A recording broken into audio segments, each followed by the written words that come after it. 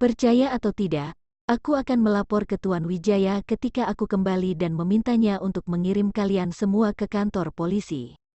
Sharon lemah, tapi pada saat ini, dia hanya bisa membahas kekuatan Hans, tapi dia tidak menyangka bahwa ketika dia mengatakan ini, itu benar-benar mengganggu Titan. Beraninya kamu menyebutkannya.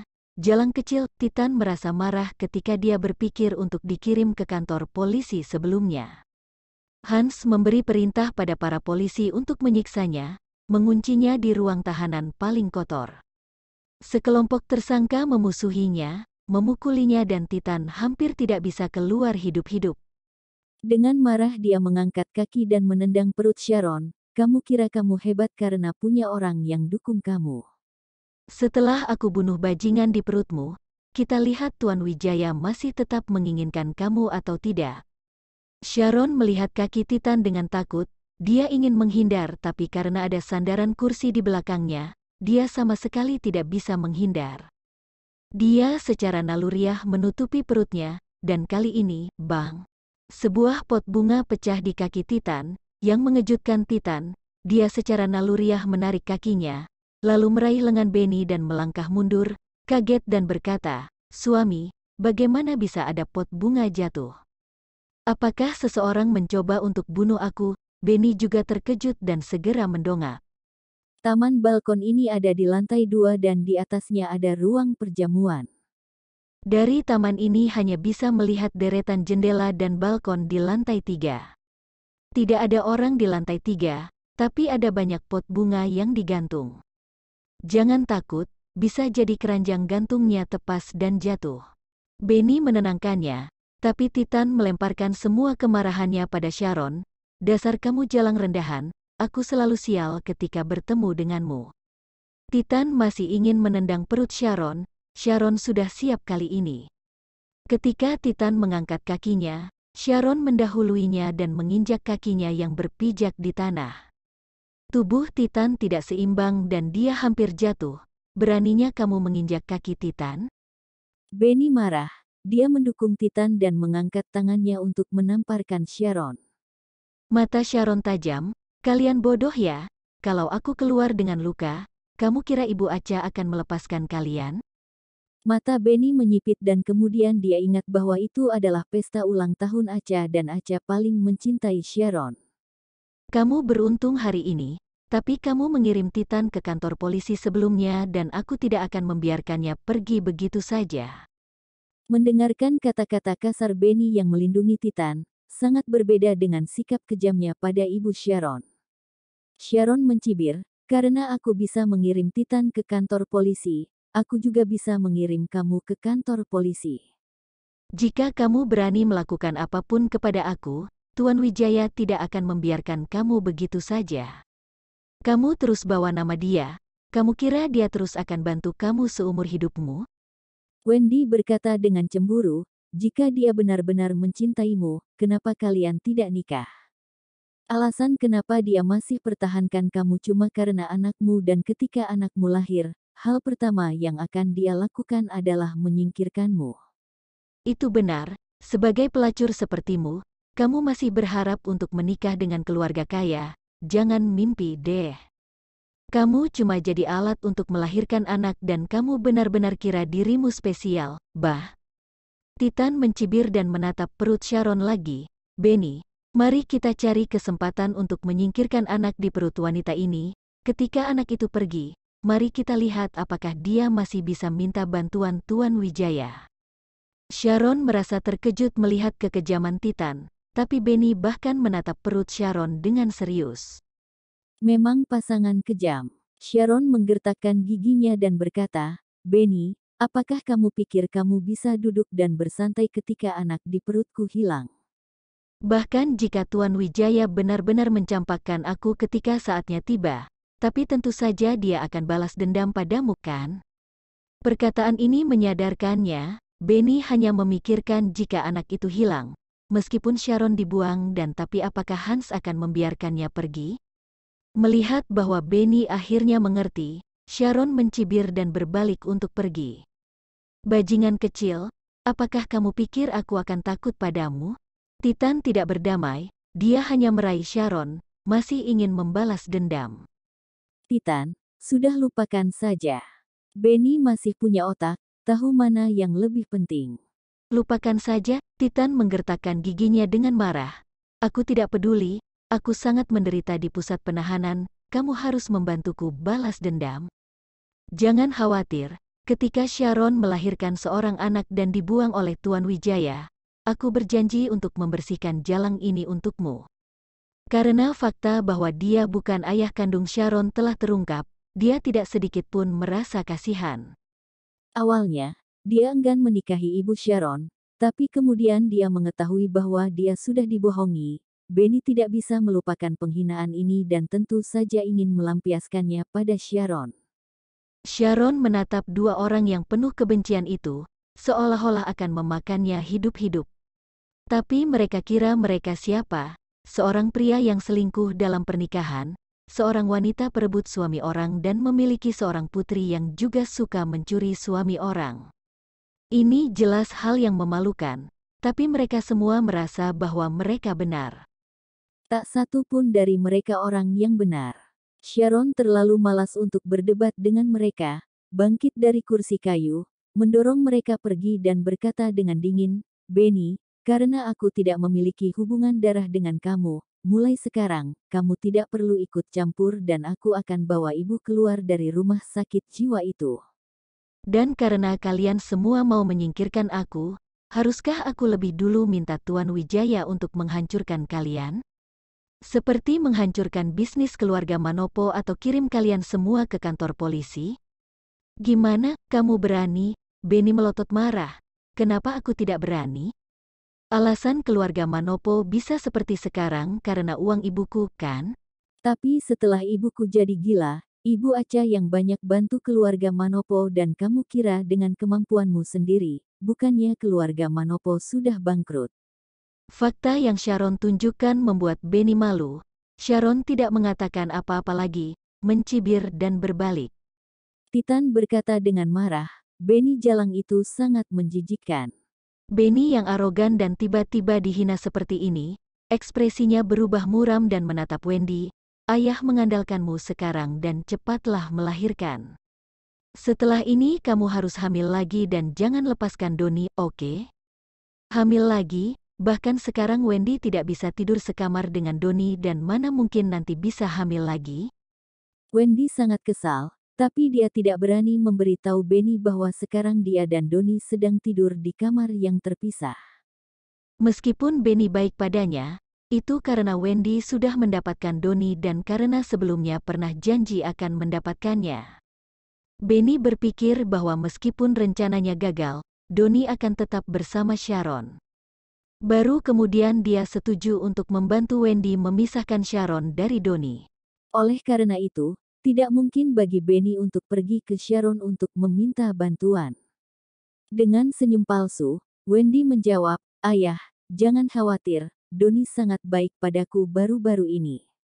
Setelah melahirkan anak ini, aku akan memiliki anak kedua sesegera mungkin. Itu bagus, Benny dengan riang berkata.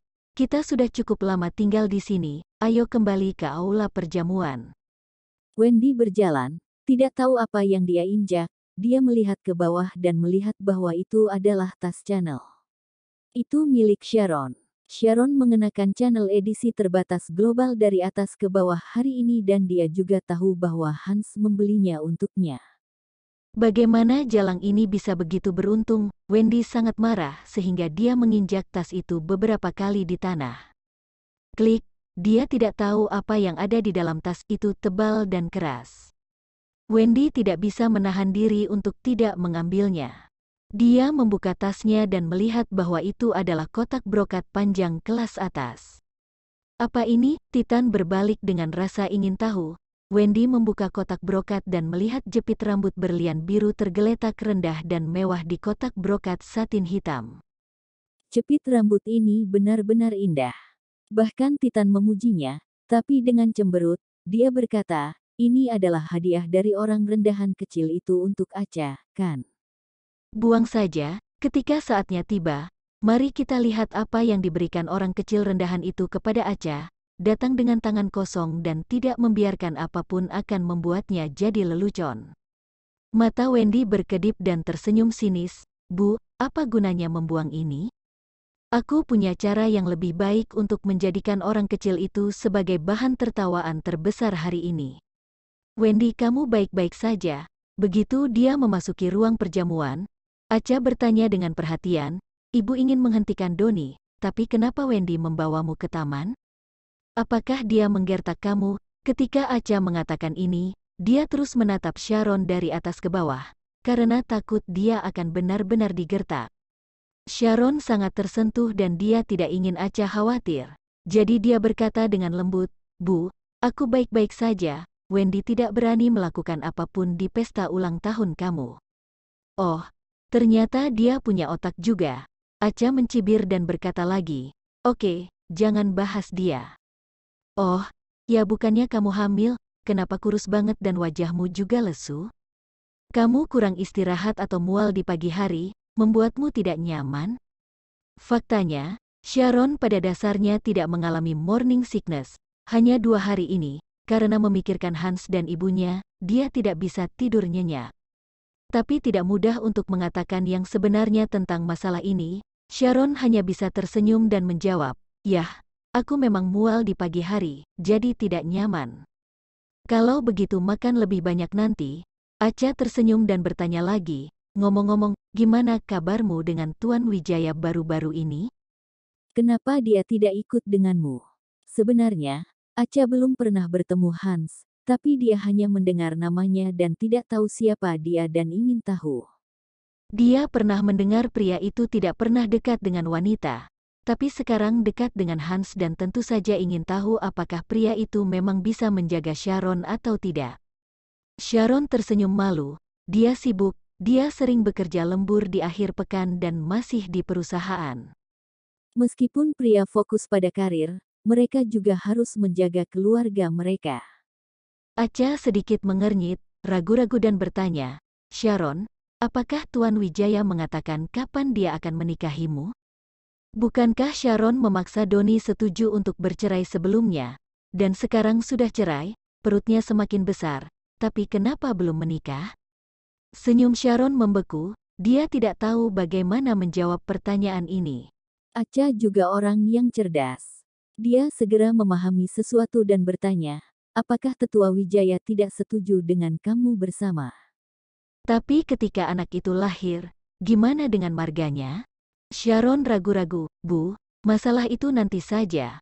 Meskipun normal untuk memiliki wanita simpanan dalam keluarga kaya, tapi Sharon, Ibu memperlakukanmu sebagai anak perempuan. Ibu ingin kamu menjalani kehidupan yang bahagia, bukan bersama pria bajingan. Acha berbicara dengan sungguh-sungguh, menepuk punggung tangan Sharon dan berkata, tentu saja, jika kamu benar-benar menyukai Tuan Wijaya, Ibu tidak bermaksud menghentikan kamu sekarang. Tapi kalau di masa depan dia masih belum nikahi kamu, Ibu harap kamu bisa meninggalkannya. Jika seorang pria benar-benar mencintai kamu, dia akan mengatasi segala rintangan untuk menikahi kamu. Tapi jika dia tidak bisa, itu berarti dia bukan orang yang layak untuk hidup kamu. Ibu tidak ingin kamu menyesalinya lagi karena kamu sudah kehilangan masa muda kamu, mengerti? Karena Acha benar-benar memperlakukannya seperti putri sendiri, itu sebabnya dia bisa mengatakan hal seperti itu. Mata Sharon sedikit merah dan dia berkata, Bu, jangan khawatir, di masa depan, jika Tuan Wijaya menikahi orang lain, aku pasti akan meninggalkannya dan aku akan menjalani kehidupan yang bahagia seperti yang kamu katakan. Yah, baguslah kamu mengerti. Acha tersenyum lega dan menarik Sharon ke area prasmanan. Kamu hamil, makan sesuatu dulu, tunggu pesta ulang tahun secara resmi dimulai dan ada beberapa hiburan. Ibu tahu bahwa kamu dulu sangat menyukai pianis bernama Samuel Ferry itu dan ibu mengundangnya hari ini.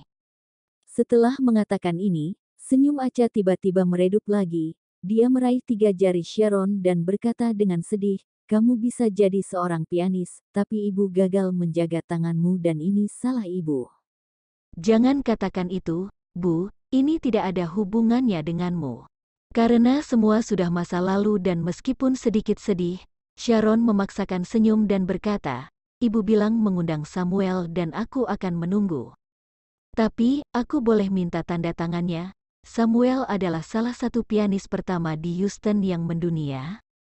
Sharon sempat mengidolakannya dan meskipun tidak bisa bermain piano lagi, dia akan sangat senang jika bisa mendapat tanda tangannya. "Oke, ibu akan bawa kamu ke belakang panggung untuk menemuinya nanti." Namun, karena Sharon hamil, Acha memintanya untuk makan dulu dan jangan sampai kelaparan. Di area prasmanan, beberapa wanita bangsawan melihat bahwa Acha dan Sharon sangat ramah dan dengan ragu melangkah maju dan bertanya, "Acha, bolehkah aku bertanya kepada nona muda ini, siapa dia?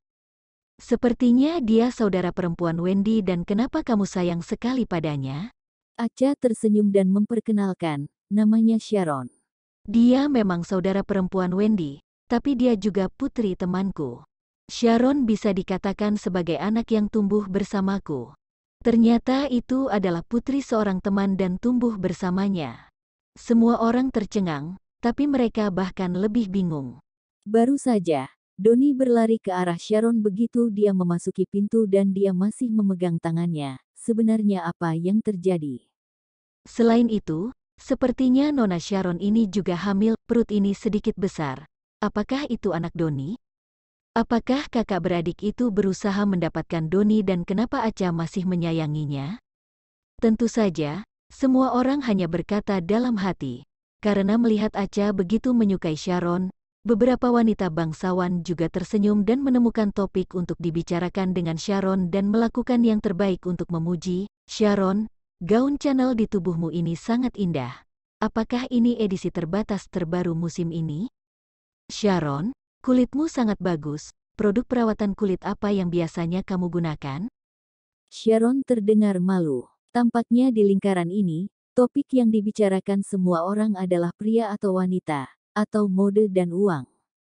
Acha selalu berada dalam lingkaran seperti itu, namun dia masih mempertahankan ketenangannya yang anggun, yaitu benar-benar langka. "Ibu," sebuah suara manis tiba-tiba terdengar dari samping. Wendy mendekat dengan anggun, tersenyum pada Acha, menyapa para wanita bangsawan itu dengan sopan dan akhirnya, memegang lengan Sharon dengan penuh kasih sayang dan berkata, "Kak lagi bicara apa?"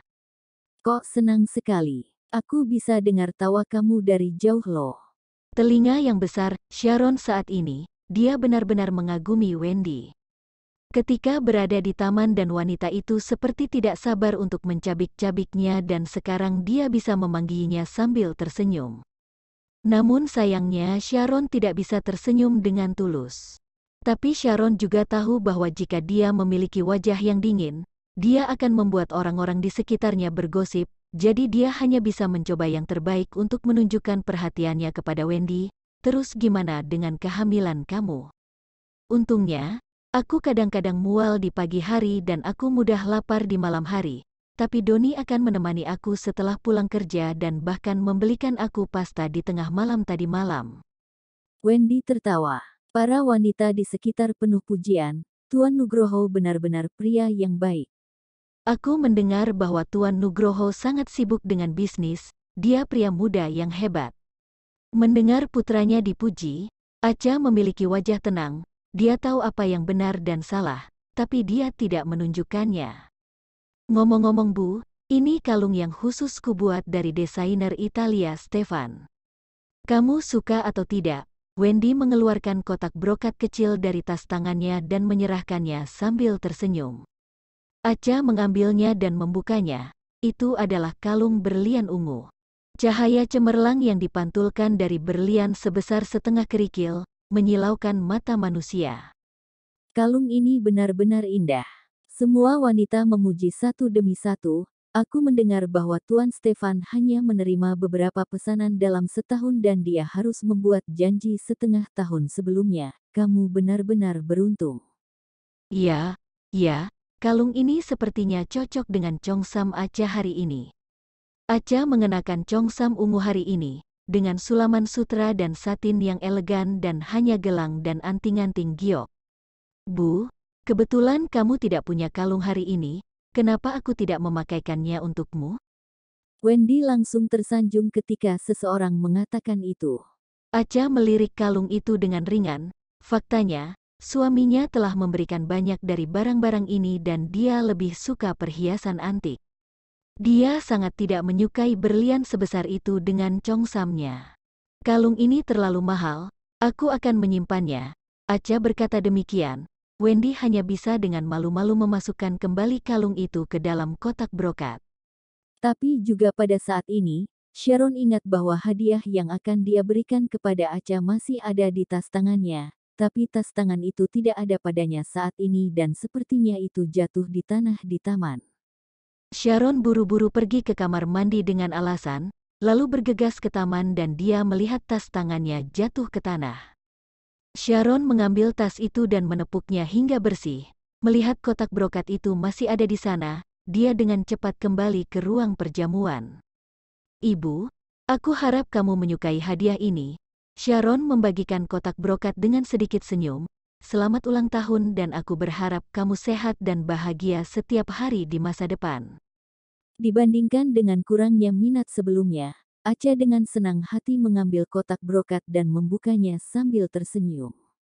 Hanya ada suara terengah-engah dari sekitarnya dan bahkan wanita itu tidak bisa menahan diri dan berseru, "Ya Tuhan, apa ini? Apakah kamu membelinya dari pedagang kaki lima? Kenapa begitu rusak?" Sharon melihat jepit rambut di kotak brokat dengan kaget. Sebenarnya itu adalah jepit rambut asli, tapi jepit rambut telah berubah dari perak menjadi hitam, seolah-olah berkarat dan sangat jelek. Dan berlian biru dan batu giok yang awalnya menyilaukan, juga tampak gelap, seolah-olah dilapisi dengan lapisan hitam, tanpa jejak cahaya. Tidak peduli bagaimana kamu melihatnya, itu terlihat seperti barang murah yang dibeli dari kios kecil. Setelah seruan pertama, wanita di sekitarnya tiba-tiba menutup mulut mereka. Wanita yang mengatakan jepit rambut itu jelek menyadari kalau sudah mempermalukan Acha, tersenyum lalu mengeluarkan jepit rambut dan melihatnya dengan seksama. Wah, ternyata penglihatan aku yang salah. Sebenarnya ini cantik banget kok, hanya saja aku rabun jauh dan jangan pedulikan omongan aku tadi ya Sharon. Sharon tahu perkataan wanita sebenarnya tidak tulus dan karena tidak mau menyinggung Acha.